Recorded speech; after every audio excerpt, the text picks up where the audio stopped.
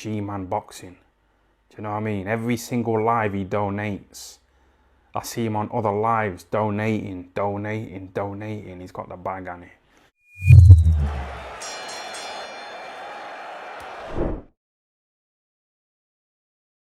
Alright people, review of the week time. So, in terms of news, there hasn't really been much at all this week. Seems like I'm saying that a lot lately, but there hasn't been it's not like there's news just coming fresh off the presses these days.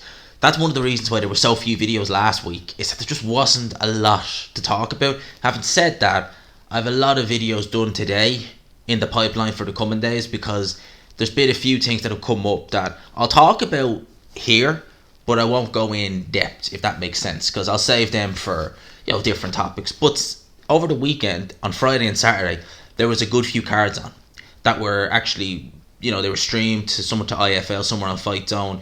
Obviously with the two cards on last night, one on Sky, one on BT, and obviously we had the Canelo card on in the States as well.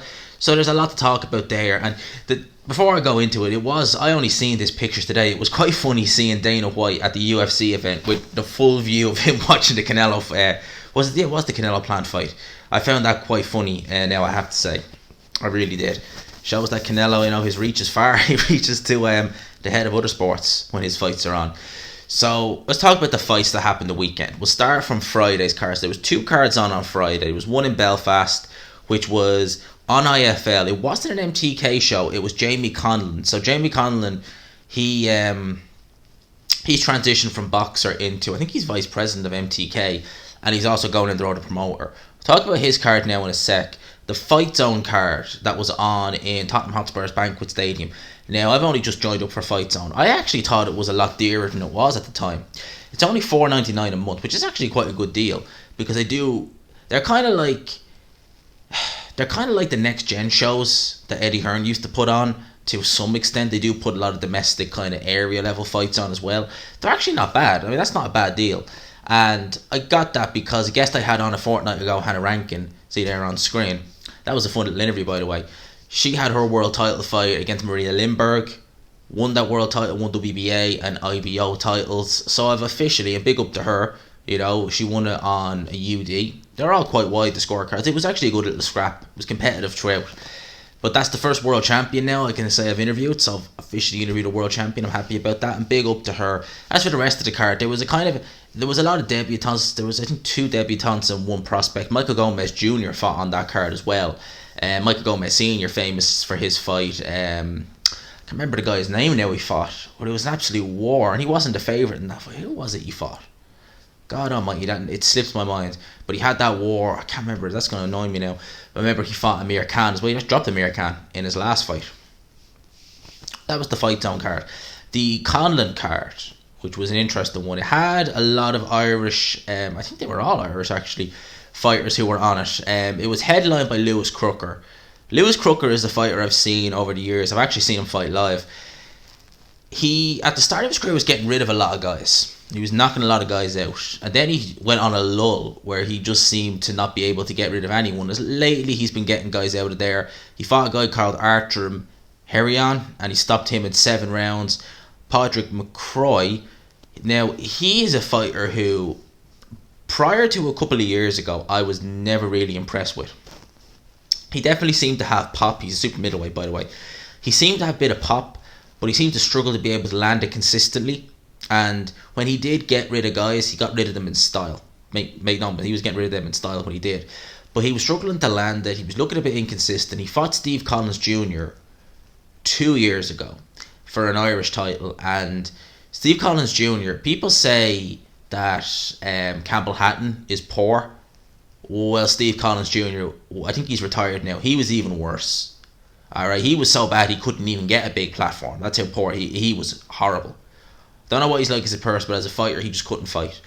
He was beating Patrick McCroy, believe it or not, which is a bad sign until he got stopped in the last round. Now, that's not good.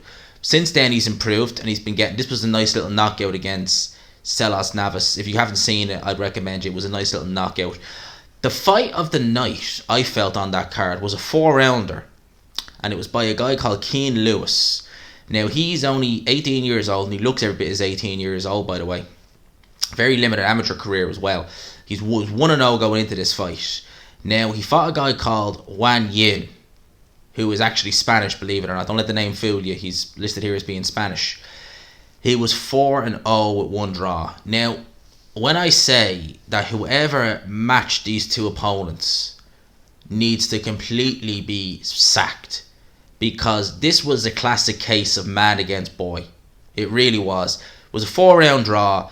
I have to say I was quite impressed with what Kane Lewis did. He was dropped twice in the first round. Very poor defense, head way up in the air, hands down. Every swing and hook that Yin threw, he walked straight into. He was dropped twice. So at that stage, he was fighting for a draw. And I got to give the kid credit. He showed good powers of recovery. But the fact and he's only 18 with very limited amateur career. And the fact he was able to look quite polished in the subsequent rounds and winning big. And the fact that he didn't let the fact that he was fighting for a draw, he didn't fight recklessly, which surprised me. Normally when you see guys, for example, look at Conor Benn early on in Ben's career, and Ben was older than Kane Lewis at this, and he had more pro fights when he fought that pain out guy when he got dropped and hurt. And that was a 6-rounder. Look how reckless he got. He was swinging for Kane Lewis was just like, I gotta get. It's not a good sign being dropped twice in the first round by a guy like this, but I gotta give credit where credit's due. That was impressive, the way he was able to just dismiss it, put it to one side, and he showed maturity beyond his years. That's what I will say. So I have to say full credit to him.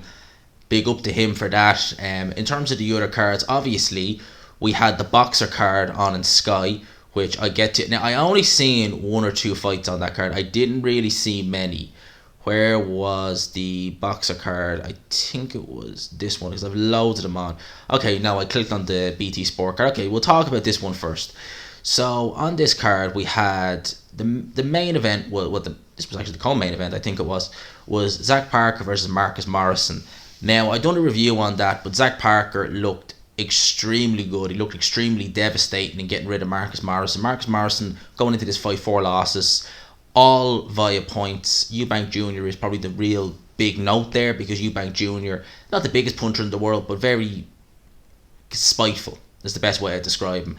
And he does go in there trying to hurt guys, and does normally get guys out of there. Went 10 rounds with Marcus Morrison. Didn't really come close to hurting him, to be fair. Now, saying that, Eubank Jr. didn't fight his normal fight where he's, looking to apply a bit of pressure, where he's looking to, get his hooks and uppercuts off, back up again the ropes, and just let combinations go. Eubank Jr. boxed in that fight. So he was trying to box. I suppose if he did step on the guys, probably could have got rid of him. But Zach Parker went in there and he just blasted Marcus Morrison out of there. He really did. Nathan Heaney got a win, got a 7th round stoppage. I think I picked him to win in the 7th round, actually, against Saldin Yajani. I'm probably butchering the name. 30-8, so it's not exactly a great record, to be fair. But Nathan Heaney's been showing some good promise as of late. He's been getting some more knockouts. Very, very big following. Big ticket seller. And very entertaining. Like, in terms of his entrance, is entertaining, very entertaining. But his style is actually quite good as well. I actually quite like watching him fight. So he's in the middleweight division. Now, he is older than, I think he's in his 30s now, his early 30s. So we'll need to see how he goes, how long does he have, and how quick are they going to match him. But I like what I've seen from him so far. Denzel Bentley made a return to winning ways against Sam Evans, 3rd round stoppage. Sam Evans' record was 10-1-1. Looks good on paper. This was his first fight in over 3 years, and he was a former welterweight. Not exactly ideal, but Denzel Bentley is rebuilding. I mean, I really was. That's probably one of my worst picks, Denzel Bentley, when he fought Felix Cash. I really did think he'd win, because Denzel Bentley, and even in this fight, he showed the athleticism that he has. And I genuinely thought he would look better than he did. Look, he didn't. I say he did. He looked good enough in this fight, but he's still trying to rebuild after the loss to Felix Cash. So we'll need to see how he looks. They'll probably match him quite softly for the next few fights. We'll wait and see how that goes. In terms of the boxer card, the winner was a guy called Corey Gibbs. So he won this boxer card. He beat Sean Dodd. He beat Lee Appleyard. He beat Tom Farrell. 2 split decisions in there. Now, I have to say, I think I only seen his fight and the main event. So I seen the Tom Farrell fight. He won the Tom Farrell fight. The Sean Dodd fight, I thought he lost. I thought she won the 1st round against Sean Dodd, but for me, he lost the 2nd and the 3rd round. So for me, that was a loss. Now, the boxer cards, they are fun. The 3 rounders, so they're proper sprints. Alright, they're proper amateur style fights. They're proper spins. They just go in there, you just throw everything but the kitchen sink at your opponent and hope something sticks. Now, the guys who fight in them, in the nicest possible way, they're never going to be amazing. You know, you're not going to look at Corey Gibbs and say he's going to be a world beater in years to come. He might prove me wrong, I don't know. But based upon what I saw in there, in the short space of time, didn't look like anything to write home about, just in my opinion. Like I said, he could, never know, he could prove me wrong in years to come, but I think it's a fairly safe bet that, you know, that's going to be what it is. In terms of the Canelo Alvarez on the undercard, Ray Vargas made his first fight in 2 years. I really did think, I was convinced he'd fought before then, but he hadn't. Obviously, he's come up from Super Bantamweight, former WBC Super Bantamweight World Champion. Remember, he beat Jay McDonnell in, was it Sheffield? I think it might have even been Sheffield, where he beat him for that title a couple of years ago. Many years ago now. I think it was 2017 when he fought him. So many years. But he's not, he was kind of, it was weird. Ray Vargas, when he fought McDonnell, went into that fight kind of noted as a puncher. And there was a bit of, not crazy hype, but there was a bit of hype around him. He just went dead. And what I mean by that is he just went dead silent. Like, literally, when he won the title, it was just a fight here and there. He was active enough to be fair, but it was just fights here and there, undramatic 12-round UDs, and you heard very little from him. No talks of unifications, not really being talked about by the other champions. It really was, it's really strange, really. He just kind of seemed to fade. It's weird, like, he won a title on Sky, and he was promoted by Golden Boy, and there was very little said about him. Obviously, Anthony Durrell had a nice little knockout on the undercard as well. The whole card itself wasn't great. We knew that. We knew it wasn't going to be. Canelo's cards are normally, the Billy Joe card wasn't bad, to be fair, but they're normally, and it's been a thing over the years, where Canelo and his undercards are normally crap. They're normally crap because Canelo and his opponent are getting the bulk of the money. So hence the reason why the cards are normally not that good, because Canelo and his opponent, they're getting the bulk of the cash. So I expect that this one particularly wasn't great. I'm just gonna say it. Particularly this one wasn't great. But in terms of Canelo Alvarez, the dust is settled. The dust is settled on that. Canelo is undisputed 168-pound champion. What more do you want to say? I mean, I said it in my post fight. He is just going from strength to strength to strength to strength. I did think he might be out early next year, but he said that after fighting four times in the space of a year, he feels that he needs to break, so it's not going to be till May when he comes out. I personally think that's a good idea. I mean, Canelo, he's really done a lot, and like, put it like this, right? He's not. You'll hear people say, "I'll get 4 fights in a year." That's fine. If you're fighting a journeyman now and again, and you're fighting kind of sub-domestic level guys and stuff like that. Canelo has fought. I'd say whatever you want to say about they're not the best of the best. Well, they're not the best in terms of all-time super middleweights, but they are the best that we have now, and they're not horrible fighters. They're not terrible fighters. He has fought, well, wait, before I say they're not terrible. Yildirim leaves a lot to be desired. That's one thing I will say. But he's fought, with the exception of him, let's just rule him out. But he's fought Callum Smith, undefeated 168-pound champion, beat him in December. Okay, he had that easy fight against Yildirim in February. Fought Billy Joe Saunders, another unbeaten 168-pound champion, former 160-pound champion. You know, it was tricky enough for a couple of rounds in there. And then, in November, and bear in mind, you're talking December, February, May, November, Caleb Plant, unbeaten IBF champion. Tricky fight as well. It surprised me how tricky it was for Canelo. Yeah, the lad, he's earned a little break. So if he's not back out till May, that's fine. You kind of expect, like, he likes to fight September and May time anyway. They're his 2 main days, and if we get another date in between, happy days. He said, I think in this, coming into the week, that he wanted to fight 4 times next year. Can't see that happening. You'll be lucky to get 3 because he's waiting until May. But you got to expect that from Canelo Alvarez. You really do. Josh Taylor, not a fan of Teofimo Lopez. Teofimo posted a picture of him alongside Canelo last night, and basically with all the belts out. Now, Showtime, I found this interesting, Showtime, when they were talking about the 4-belt era, they didn't bring Teofimo Lopez into it. Now, Josh Taylor wrote a comment when he saw Canelo and Lopez together. He says, I can get away with this, the little rat Teofimo, pandering is on Canelo with his Mickey Mouse WBC. Well, I can't say this bit here.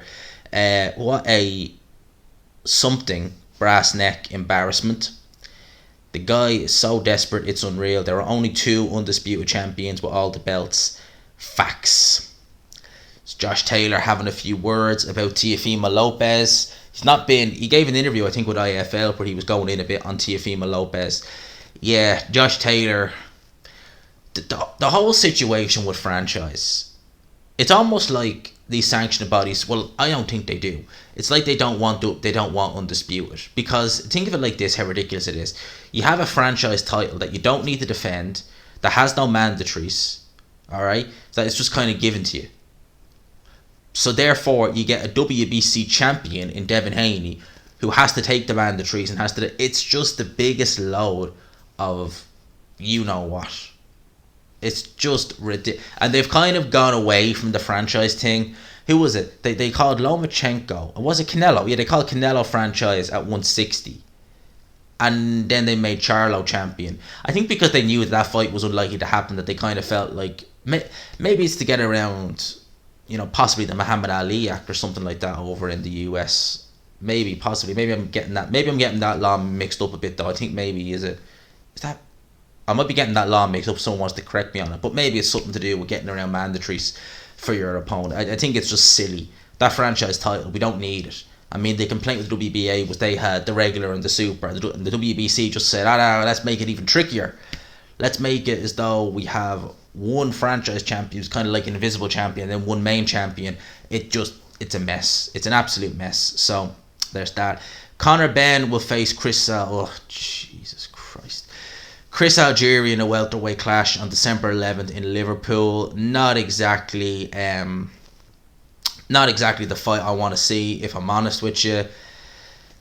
Do you know what, right? Eddie Hearn said last week at that show... Where was that show, actually? God almighty, I forgot now. But Eddie Hearn said at that show last week, the Zone show... Where was that Zone show?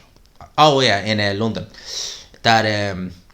it would be a top 15 opponent. Chris Algieri, when's the last time Algieri fought? Was it Tommy Coyle on the undercard of AJ Usyk? And that was at 140. I think he's actually fought after that, but still.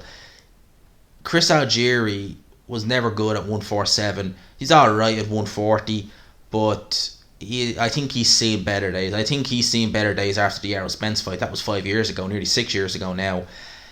Man, I don't like that fight. And here's the thing as well. I just gotta point it out. It's another non-puncher. It's another guy who's not... And Chris Algieri really isn't a noted puncher. I mean, I know sometimes you could say punching power, it's not indicative to your record. Some people hit very hard. As I said, Podrick McRoy earlier on, his knockout record I think is 50%. But look at his knockouts. He definitely has pop there. Yeah, this isn't like that. This isn't like that at all. Chris Algieri genuinely is not a puncher. So again, they're not matching Conor Benn with punchers. I'll watch the fight, we'll see how it goes. Algieri has experience, to be fair. He knows how to survive. He was able to do it against Pacquiao. He was able to do it against Provodnikov. Didn't do it against Spence. He fought a very dumb fight against Spence, though, to be fair. He fought a very silly fight against Errol Spence, to be fair. He tried to trade with Spence, which just made no sense to me. It worked against Amir Khan. Amir Khan is not Errol Spence. Errol Spence is much bigger, much physically stronger, and yeah, that was he fought a really dumb fight against Errol Spence. If he fights a fight like that against Ben, God knows. Bob Arams told reporters he'd love to make Vasyl Lomachenko versus Shakur Stevenson. That'd be an interesting scrap. I can't see them doing that, to be honest with you. For me, it's just like for Lomachenko, what does he gain? What would he lose? Look what he has to lose. He's no titles, yes, but to lose to Shakur Stevenson, who's really not, he's not a massive name. Some people would look at that and think, oh, you lost to him. And that's not disrespect to Shakur Stevenson. He's a very, very good fighter. But I think you're trying to, Lomachenko wants probably to get his belts or have a Teofimo rematch or someone like that. I don't think he'd really unless it was crazy money, he'd really entertain the Shakur Stevenson fight. Bob Arum has declared he wants to make, and I like this fight, by the way. I'd love it if they did make it. I can't see it, though. Teofimo Lopez versus Tank Davis next. We have a track record work with PBC, so if Floyd and Tank want to fight, I think we can get it. Tank shown the ability to draw. Teofimo is Teofimo. That's a major fight. Whilst I'd love that fight, and I would love to see it, I think that would be a very good fight stylistically. I think it would be an absolutely brilliant fight. I think that if it's at, well, it depends what weight it's at. If it's at 135, no, it's not happening. I think Teofimo Lopez, when he fights Kambosos, I think that's him from 135. I think he is dragging, I think it's taking a lot out of him to get down to 135. And believe you me, it's for years, a couple of years now, I think as far back as 2018, 2019, there's people saying, he's a very big boy at 135, how long can he make it? Well, I think that this is his last fight at 135. Not that he doesn't want to move up, I think it's the fact that his body just can't make it anymore. So I wouldn't be shocked if this is his last fight at 135. If it's at 140, it favours Teofimo Lopez, I would say, more at 140 than it does Tank. It favours Tank more at 135 than it does Teofimo, in my opinion anyway. Let's have a look-see. Tommy Fury will be trained by Javon Sugar Hill for his Jake Paul fight. Obviously, Tommy Fury, in his last fight in the UK, when he fought that guy, I forget the guy's name now, but he fought a guy on a Frank Warren show a couple of months back. That was when he was trained by his father, John Fury. Obviously, John Fury can't get into the States for obvious reasons. I mean, he's got, I think, convictions and stuff like that. So not allowed in. He hasn't been allowed in for years. Like, that's why he's always in the UK when Tyson's fighting. So Sugar Hill will take over the reins. Sugar Hill did great work with Tyson Fury in a short space of time, but Tommy Fury isn't Tyson. Virgil Ortiz has now denied reports. Oh, I read about this. I remember Mike Coppinger was actually messaging him about this, in which he said that he'll be working with Eddie Reynoso, having left Robert Garcia. He's refuted them claims and says no.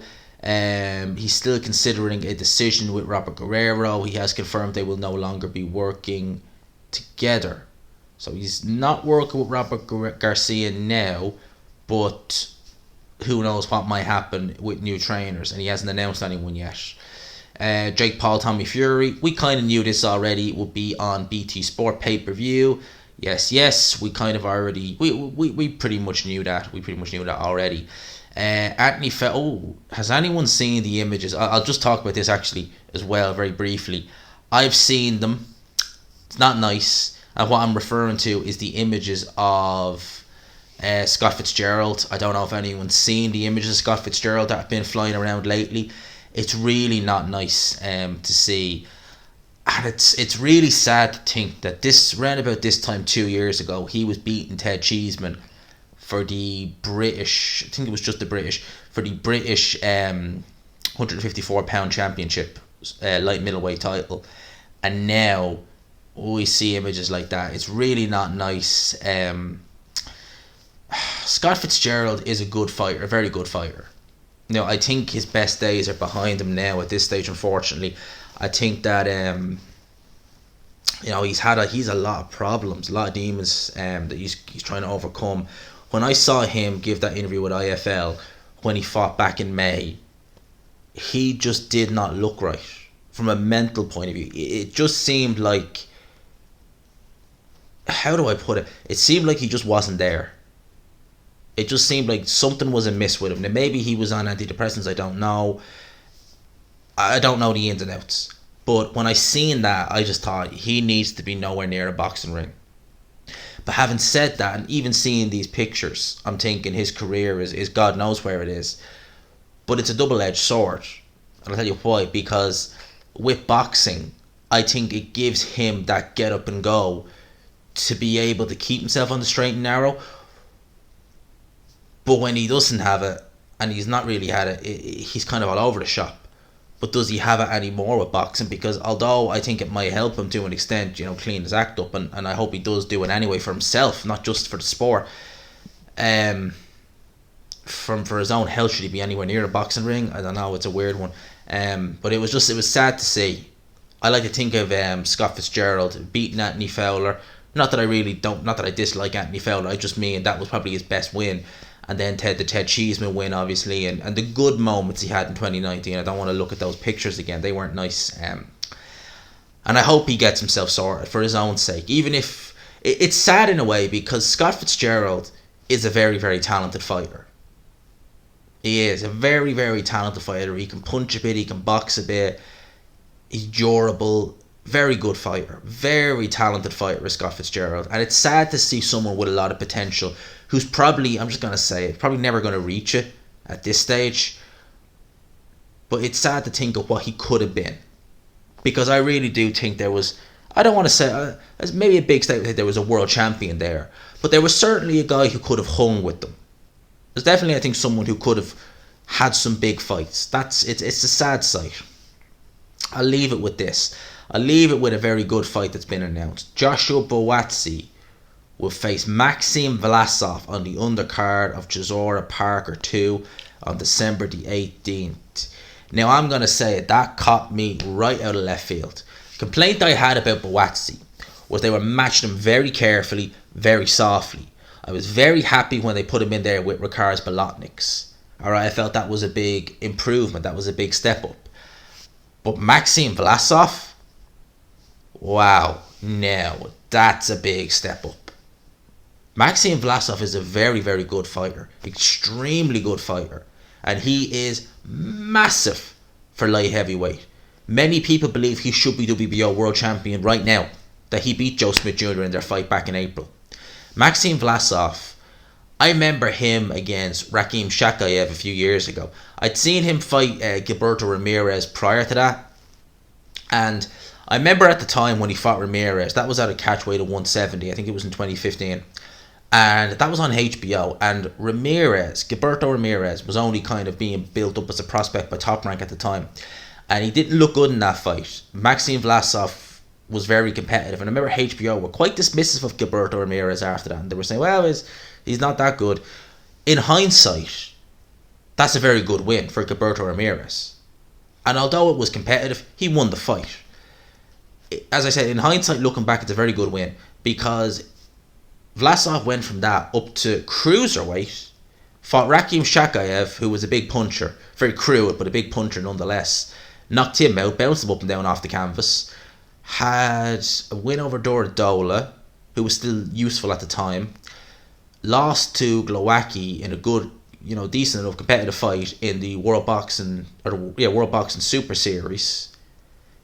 Did he have another fight at cruiser before coming down to light heavy? Rematched Isaac Chilemba, who beat him years back. Beat Isaac Chilemba. He's a very big man for light heavyweight. He's really a cruiserweight. I don't know how he makes light heavyweight is beyond me. It's a mystery how he makes it. And Buatsi's not a small light heavyweight, but he's not the biggest. He will be dwarfed in this fight by Vlassoff. Vlassoff's heavy-handed. And here's the thing. Some people have speculated that Buatsi's chin is maybe not his strongest, not the best thing in his game, his chin. He's not really been matched with punchers. If he's any chinks in his chin, they'll be exposed by Vlassoff. Mark my words. He hits hard enough, mark my words. That's for definite. So I'm going to talk about that card in a separate video, probably Tuesday, because it's late enough today and I have one more video to record before today ends. So I'm going to leave it there. I hope you enjoyed it. I don't know how long this went on for. I think over a half hour. And I didn't plan on it. But as I always say, I don't plan on these being as long. But we get talking, you know how it goes. And there you go. So for now, lads and lassies, I will talk to you. I hope you enjoyed it. If you please could smash the like button. Helps your boy out. Hit the old notification bell. And subscribe. For now, lads and lassies, I'll talk to you.